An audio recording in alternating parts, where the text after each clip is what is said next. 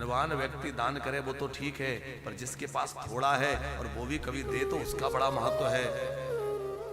महाभारत का एक प्रसंग है, अब एक तो आज आप लोगों की ट्रेन भी है, हाँ जल्दी करेंगे चलो।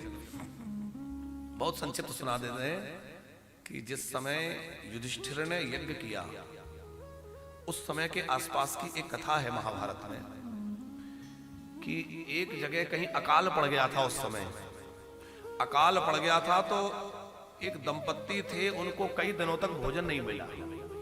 बिना भोजन के वो बड़े व्याकुल थे। उन्होंने कहीं दूर जाकर के, और जहां थोड़ा फसल कटकर निकल गई थी, खेतों में कुछ चने पड़े हुए मिल गए, जैसे तैसे वो चने बीन करके इकट्ठा किए, उनको भून करके उनका सतुआ बना लिया, कुछ बना लिया, और जैसे ही वो पत्ते पर रख करके खाने को बैठे, उसी समय कोई साधु आ गया।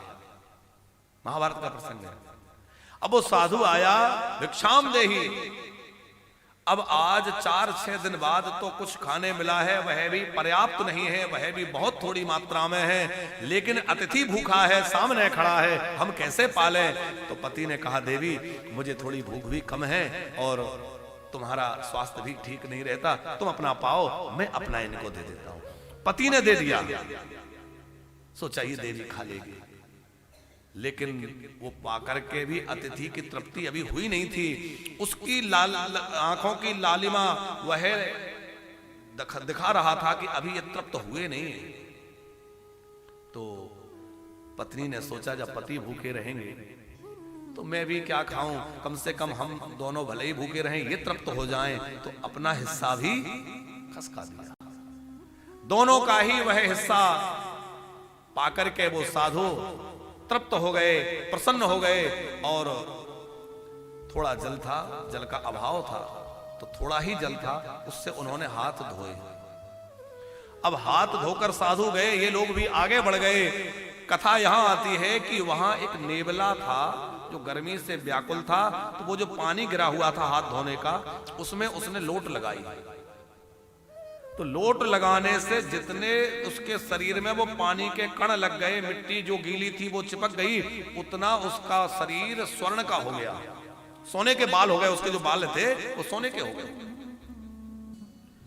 अब वो सोचने लगा कि मेरे सोने के बाल हो गए भाई इतने से, इससे अब उसके मन में देखो लालच जगा कि पूरा शरीर सोने का हो जाए, पूरे ही बाल, शरीर का मतलब बाल उसके ऊपर के पूरे बाल सोने के हो जाए तो और अच्छा है।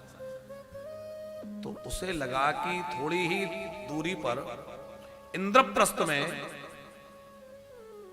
पांडवों का, कुछ दिनों बाद पांडवों का यज्ञ हुआ। तो जब पांडवों का कुछ दिनों बाद यज्ञ हुआ तो उसको लगा कि वहां एक ब्राह्मण साधु ने भोजन किया था, उसमें मैंने लोट लगाई, उससे मेरे इतने बाल स्वर्ण के हो गए।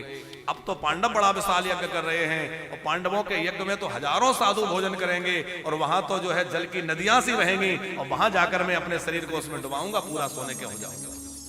वो गया और जाकर के जहां से वो पानी बह बह कर निकल रहा था उसमें खूब लोट लगाई, पर एक भी बाल सोने का नहीं हुआ। अब वो आश्चर्य में था। तब उसको श्री कृष्ण ने देख लिया।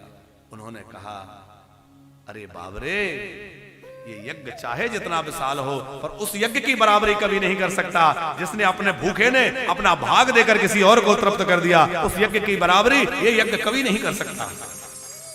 लाखों लोग भोजन पा रहे हैं, ठीक है, चाहे जितना विशालता विराटता हो, ठीक है, लेकिन वहां जो दान हुआ है उस दान की तुलना ये दान नहीं कर सकता। वो दान बहुत अक्षुण्ण था।